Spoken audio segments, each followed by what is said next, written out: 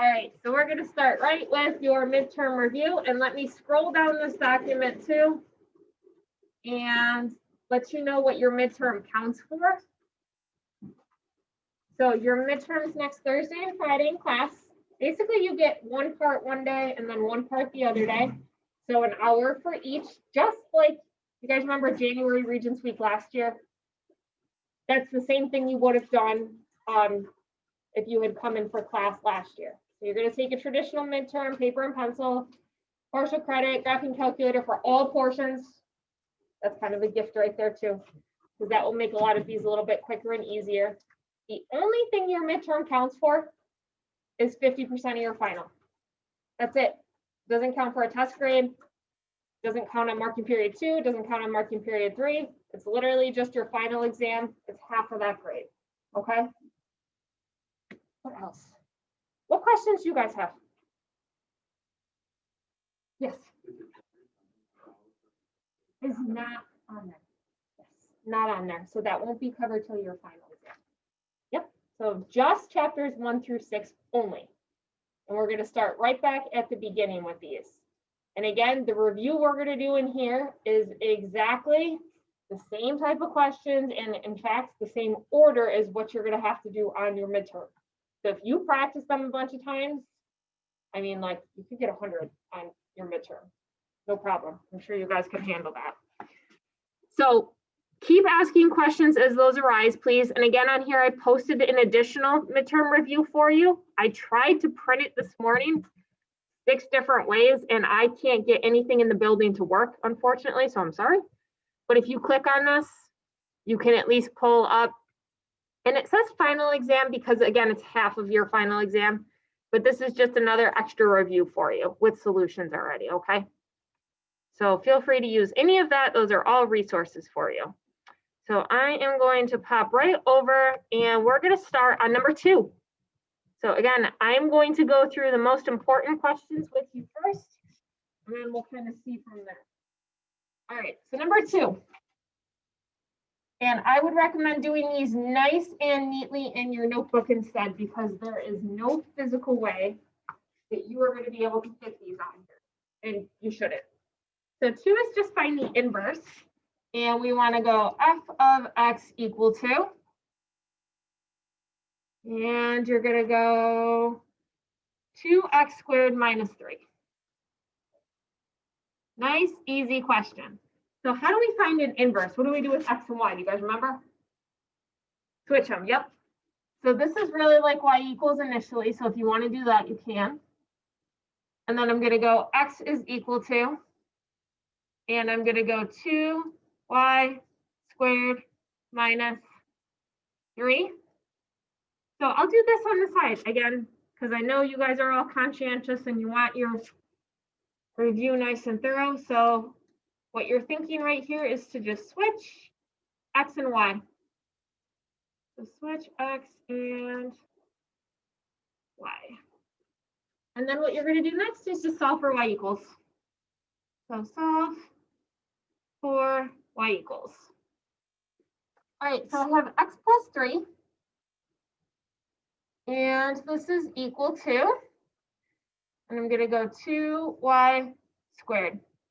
And then divided by 2, divided by 2.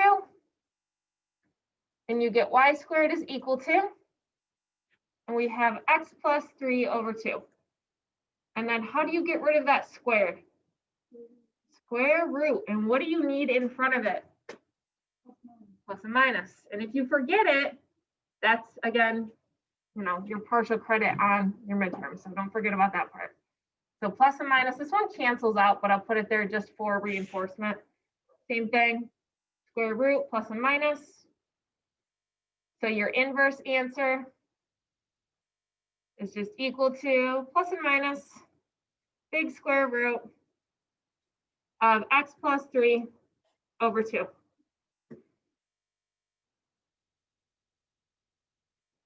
What do you think? How's that one? Pretty easy?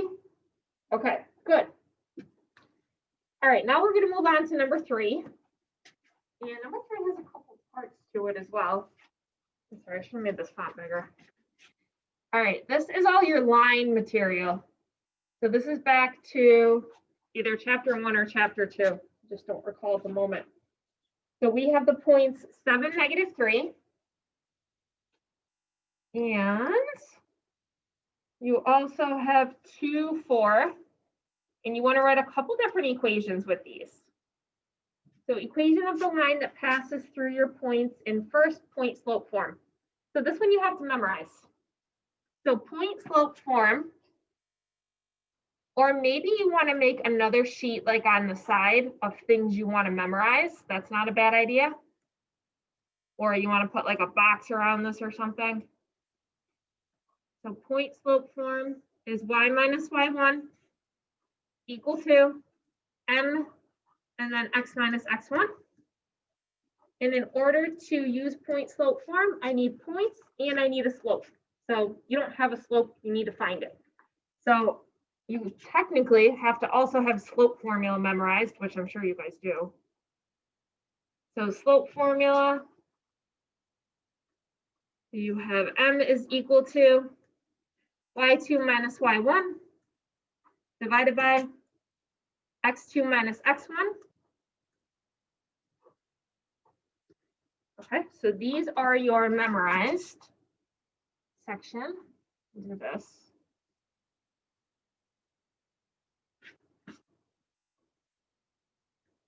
And then you're just going to find your slope and you're going to pick one of the points, it doesn't matter which, and sub it in. So these you definitely want to make sure you know. All right, so I need to do a slope formula. So I'm going to do m is equal to y2 minus y1 divided by x2 minus x1. So 2 minus 7. All right, so this is equal to, so 4 minus the -3 would give me a 7, and then 2 minus the 7 would give me a -5. So again, you can pick either of the 2 points to plug into point slope form. It makes no difference. The 2 form might be easier to work with, and you're just going to throw it in there. So I'm going to go y minus 4 is equal to, and we have the slope, which is -7/5. And then x minus 2. Did it say leave it in point slope? It does. So guess what? You're done. Don't go any further with that. And if you do, it's a conceptual error, and then we have to deduct. Okay, so that answer is done. That is part A. Now you're going to do part B.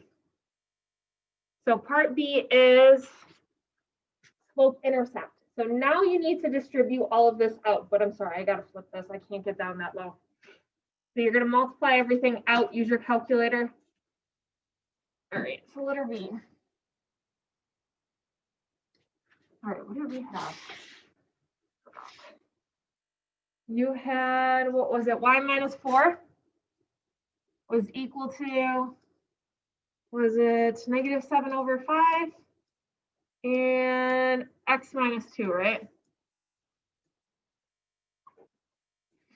All right, so y minus 4 is equal to, I would have -7/5 x and plus 14/5. And then you're going to do plus 4 and use your calculator unless you want to do it in your head. So we have y would be equal to, I have -7/5 x and then 4 here. So if you add those and math, enter, what is it, 34? So we've got 14/5 plus 4, math, enter, is 34/5. And then that answer is done. Because you can have the fractions, that's no problem.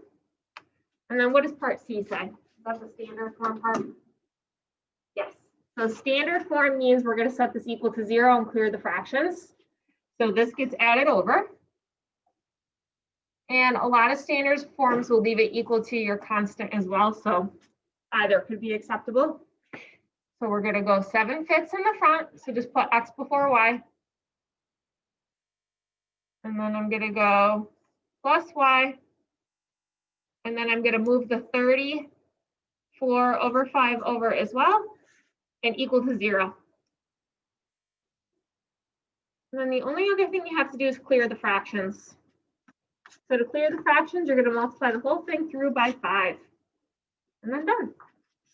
So through by 5.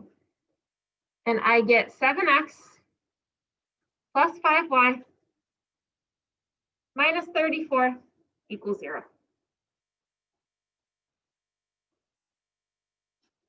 How's that? Pretty manageable? Good.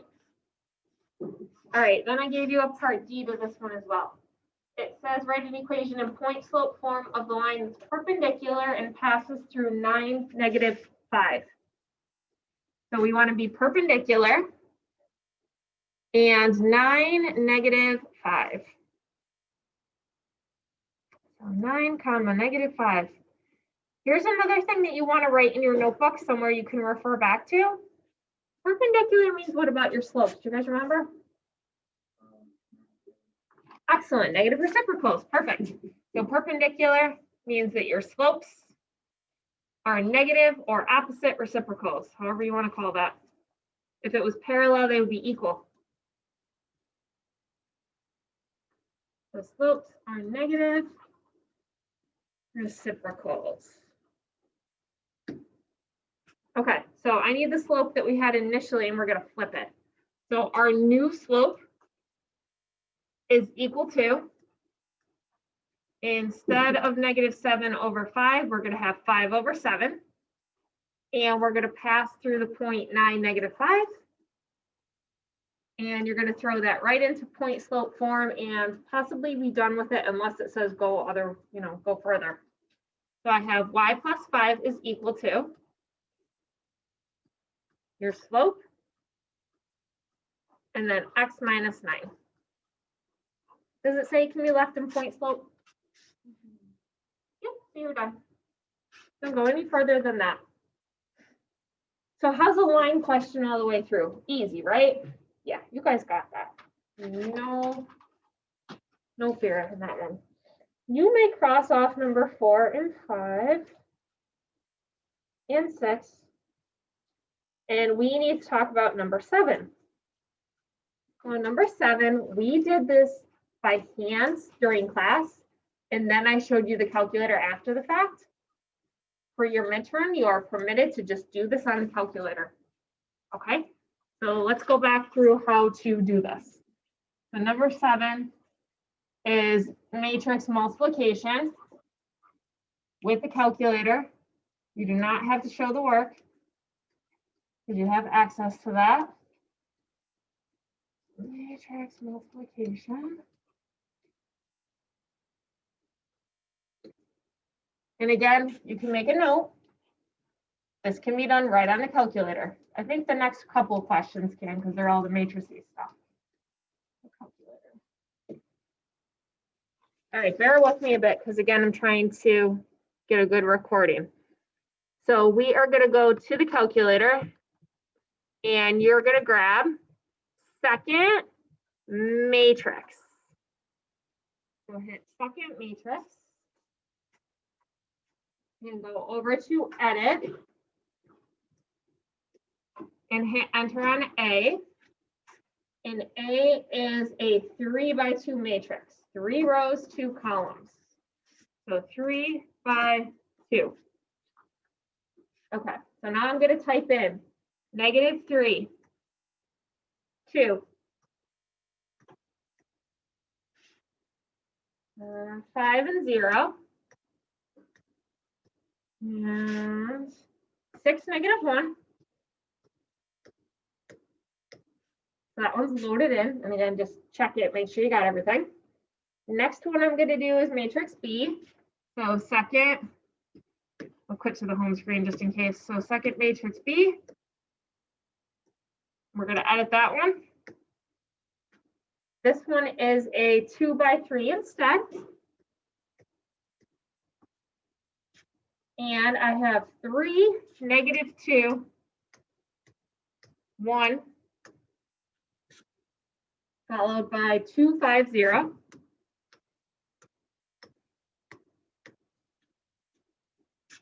Good there. And then you're just going to multiply these. So I'm going to go back to the home screen and just grab them. So matrix A multiplied by matrix B, and then enter. And if anything results in fractions, all you do is hit math, enter, enter, which it doesn't, so you're good. You guys remember doing that? Awesome. So that's your answer. I will find that because I know that's going to take me a second to try to remember. But that's it. That's all you have to be able to do with that. So answer was a big 3 by 3, which would have taken a long time by hand. So we're going to go -5,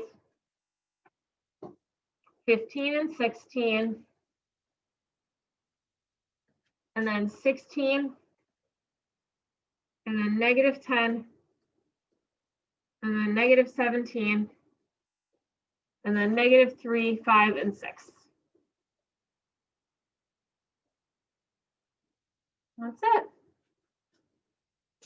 All right, so number 8. Number 8 we'll just do quick because it's really, really easy. It says just find the value for x and y for which these are equal to each other. So all you do is match these up. So number 8, I am going to go, so I have a 9 and a 7x. And then these correspond in the other matrix to the -5x and the 3y. And what was it, 3y? All right, so I'm going to take the 9 and set it equal to -5x. So 9 is equal to -5x. And then you're going to get a value and just sub it in. So divide by -5, divide by -5. So I have x is equal to -9/5.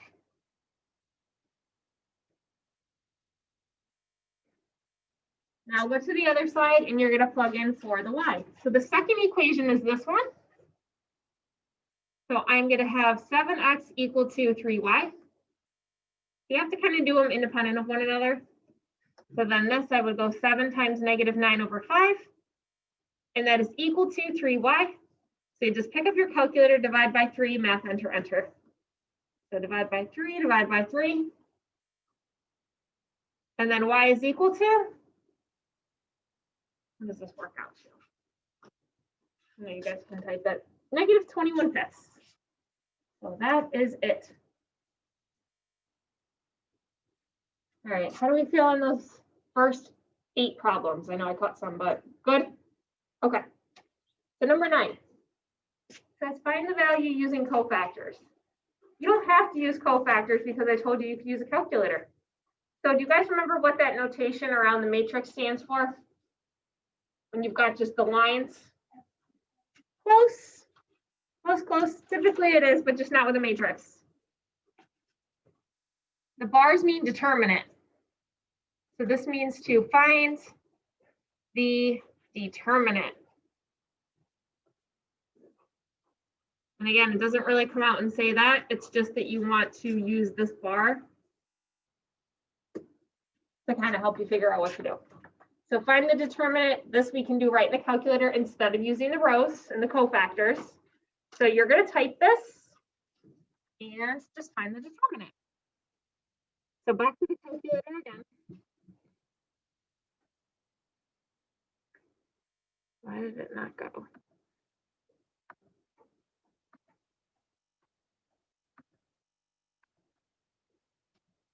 Okay, so back to the calculator, second matrix, and I guess I'll just edit over one that's already in there. So we now want a 3 by 3 matrix. And keep going. So I have a -4, 6, 2, and then 7, 0, -5. And then next you have 12, and then 1, and then 3. And you're just going to do determinant. So you're going to go back to your screen. And we're going to go second matrix over to math. and up to choice 1, determinant of matrix A, enter. That's it. It's just a number. So negative 492. You guys get that okay? Good. I think the next one's a calculator one too. So I just need to write that down though. Negative 492 was that solution. So on the calculator, negative 492 is the next one your inverse. Yes. So number 10 is an inverse. So again, go to your calculator. And you're going to type in the matrix, and then you're going to type A inverse.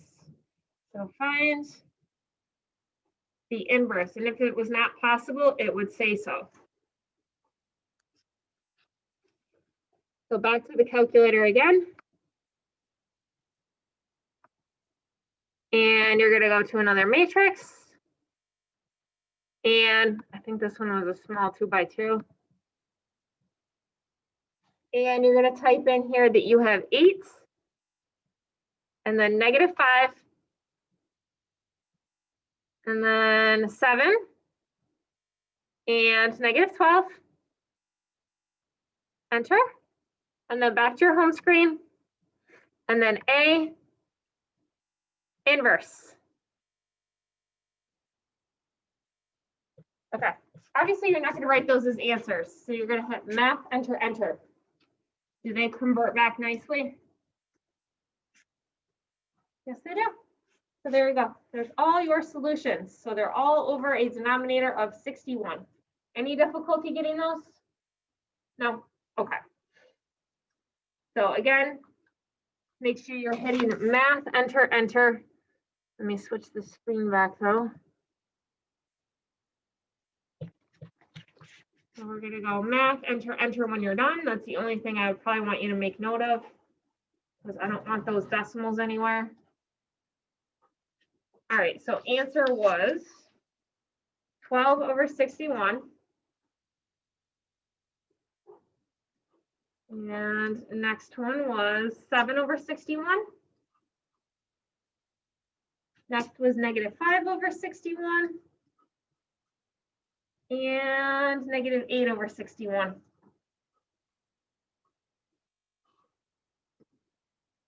Good? Awesome. All right, so skip to 13. So you may cross off 11. You may cross off 12, because 12 we didn't teach you guys this year. And you may move to number 13. And the only part we're doing on 13, because I already made you do all those other parts, is just part D. And then cross off 14 too.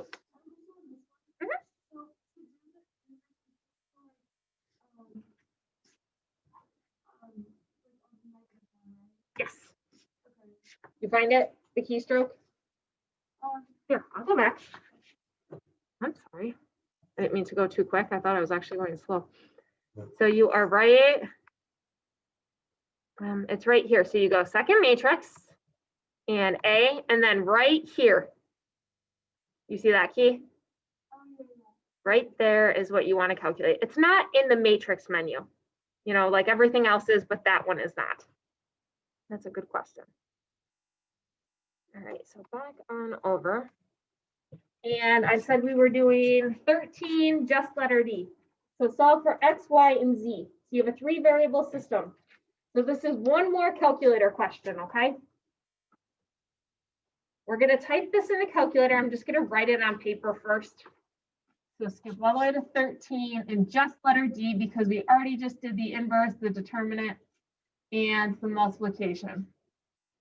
So 13D, in your calculator in a second, you're going to type in, and we're going to go 1, 1, 1, and then negative 3, and then 1, and then negative 2, and then next would be 7, and then 1, and then 3. And then last column is 3, 1, 4. I'm sorry, 13, 1, 4. Okay, so type that first. So this is a 3 by 4 matrix this time.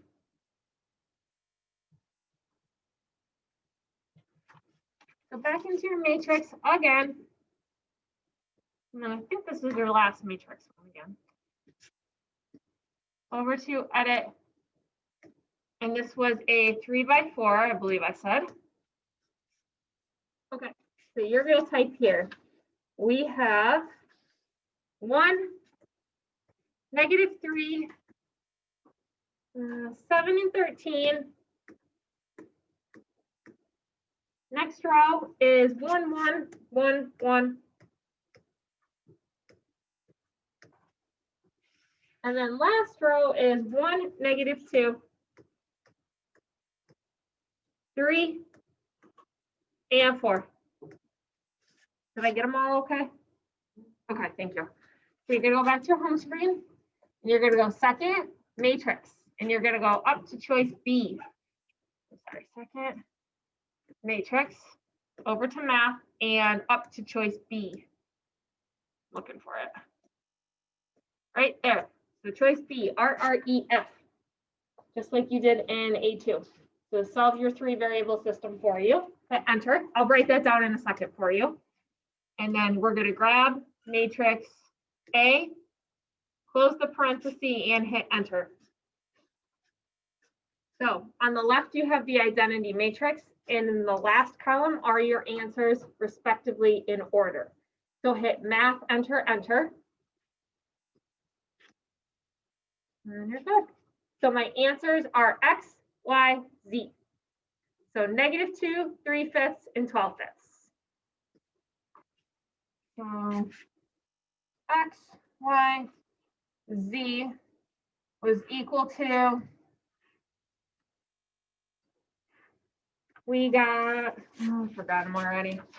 I'm not easy to remember here, bless you. So -2,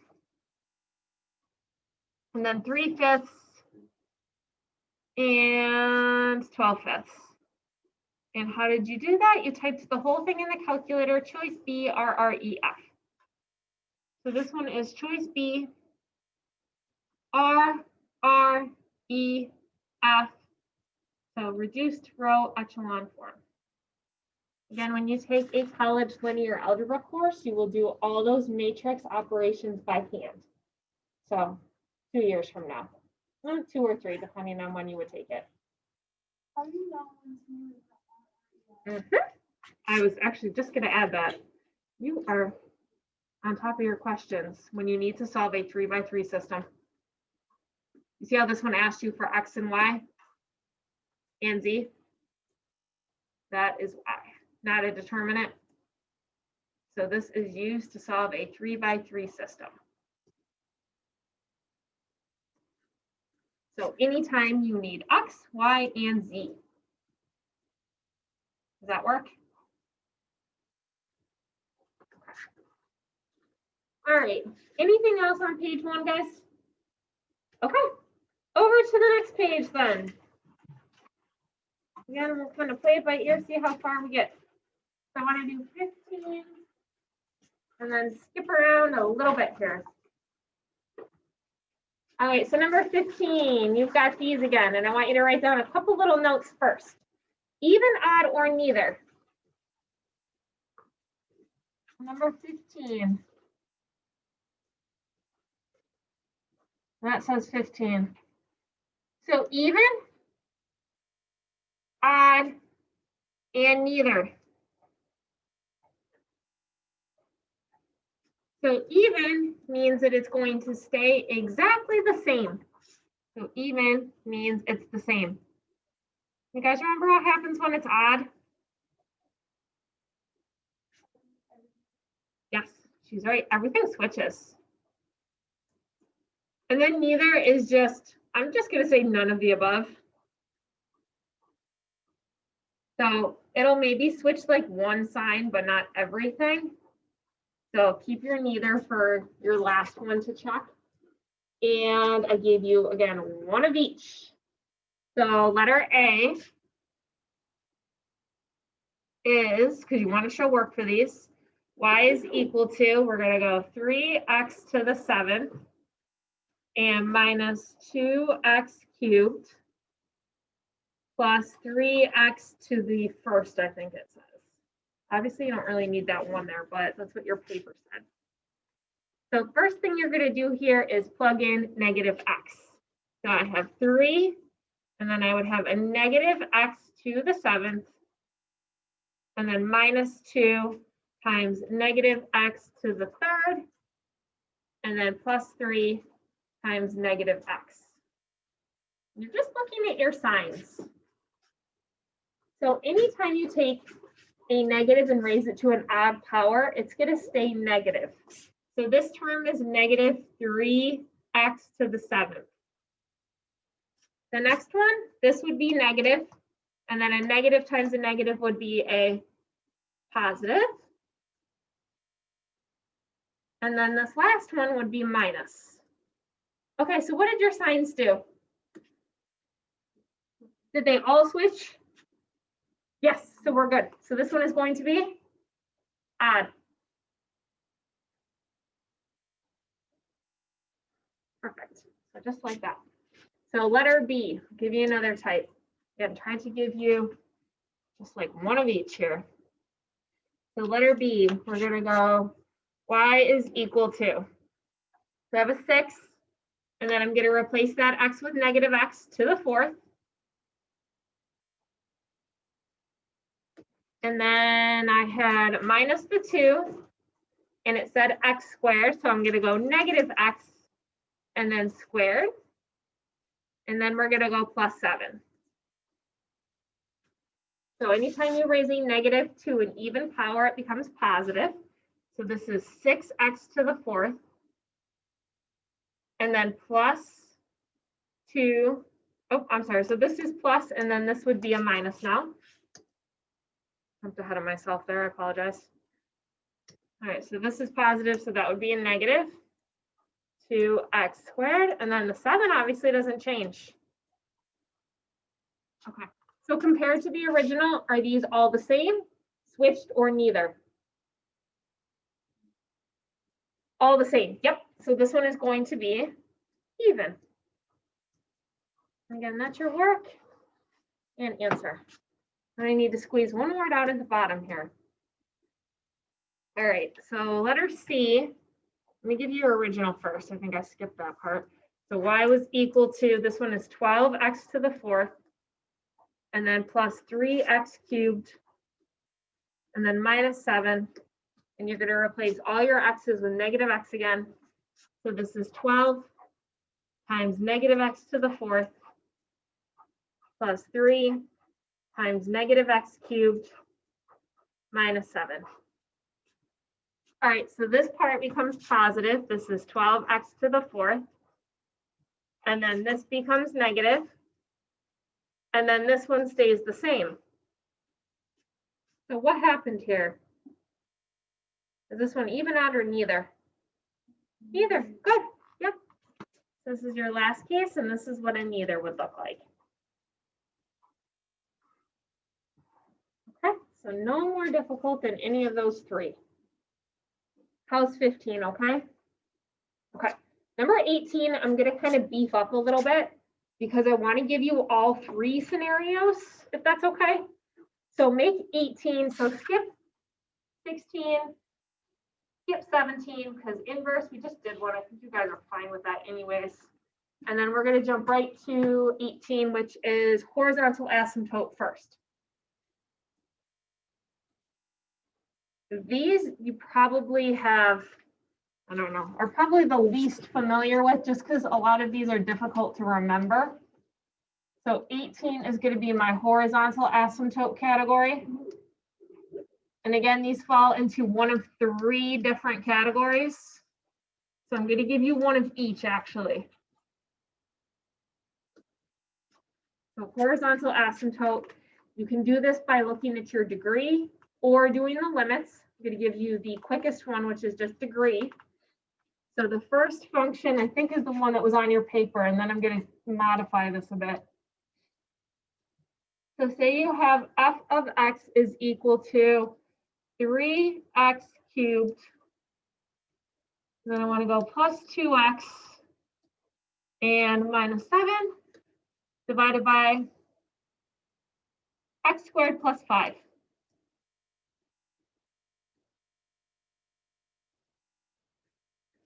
Okay. So I want you to kind of circle your leading terms here. And you're going to look at the degree. You're going to look at the degree of these. So the numerator is degree 3 and the denominator is degree 2. So the numerator degree is bigger than the denominator. So numerator degree is greater than the denominator's degree.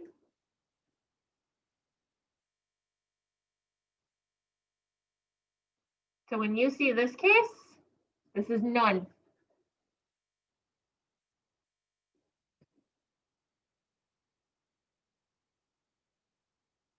So this is your none. Now I'm going to just flip-flop some numbers around. So say your f of x function looks like this instead. So what if we had f of x equal to, just going to change it slightly. I want to go 3x squared instead. And then plus 2x minus 7 divided by x cubed. And we'll just go plus 5. So this is different. This time, the degree of your denominator is bigger than the degree of your numerator. So I'm going to say the numerator degree, just so I write it in the same order as the one above, is less than, one less than the degree of your denominator. So then denominator, degree. These are opposites. This is when your asymptote, and this was horizontal, is y equals 0. So y equal to 0. And then there's one other case, and this is the easiest case. Let's do this. I need to label, I'll call this B. I'll call this part A because I added those, and part C. I'm going to just make one more change to your degree. So say you have f of x equal to, and I want to go 3x cubed plus 2x minus 7 over x cubed plus 5. What do you notice about your degrees this time? Yep, they're the same this time. Yep, so I'm going to say right here, degrees are equal. So degree of the numerator is equal to the degree of the denominator. And this one, you just use the coefficients in the front. So this answer is just y equals 3 over 1, which is obviously just 3, but I'm just putting that there so you know use the coefficient. Because this is like a 1. Okay. And those are your 3 cases for a horizontal asymptote. Okay. Are those okay? Do you have those written accurately? Okay, definitely make sure that you do because you need to know those. So then on to number 19. And then we're going to skip again a bunch. So number 19 is your vertical asymptote question. Vertical asymptote is a bit different. You're not really going to look at your degree. You're going to look at your denominator instead. So I said 19.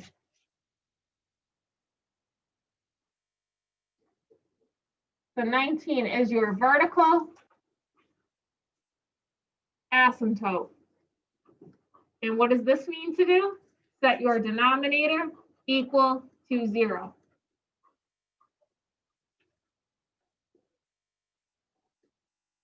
So denominator equal to 0. So your function was x cubed plus 3x squared divided by x squared and plus 2x minus 35. So you're going to take just your denominator and factor it. So this would factor into x plus 7 and x minus 5. And then you're just going to t-chart those. So this would give me, and the most common mistake that you guys made with these you know, when we were doing this chapter is you forgot the equation aspect. These have to say x equals. So the first one is x equals -7. And then the second one is x equals 5. They must be written as equations, all asymptotes, just like the last question. So I'm going to make a little note to remind you to do that too. So they must be equations. So asymptotes are always x equals or y equals, depending on what type you're finding. All right, how is 19? Is that okay? Perfect. So I'm going to skip to 24. So 24 is where you want to find the slope of the tangent line. So 24. So I want to go slope of tangent line.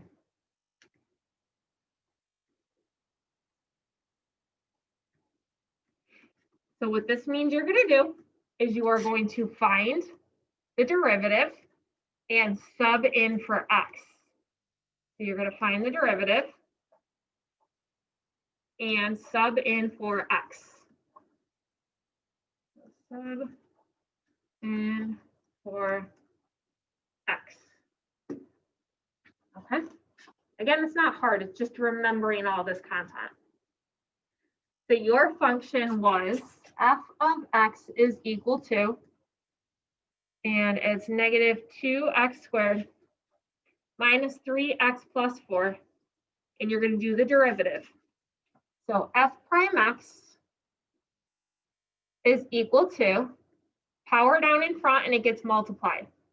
So 2 comes down in front, so 2 times -2 is -4, and then -1 from the exponent. And then the derivative of -3x is just the coefficient, so -3. And you guys remember what the derivative is for the 4? Good, it's just 0. Awesome. Now what I'm going to do is take the x value that you were given and sub it in. So you were given the point -1,5. So now you're going to sub in x equals -1. So we're going to do f prime -1 equal to -4 times -1 minus 3.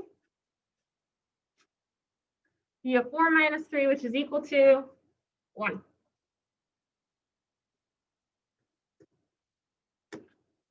Okay, almost there. I think I gave you a second part to this question. So that is your slope. So that's your first answer to part A. So n equals 1 for part A. Now it says to write an equation of the tangent line in slope-intercept form that passes through, and we're going to use 1, -1, and 5. So basically what we kind of started with.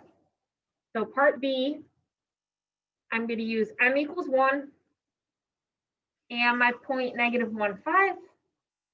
So we're going to go y minus 5 equals 1, and then x plus 1. And then solve this for y equals. We have y minus 5 is equal to x plus 1. So my answer is y equals x plus 6.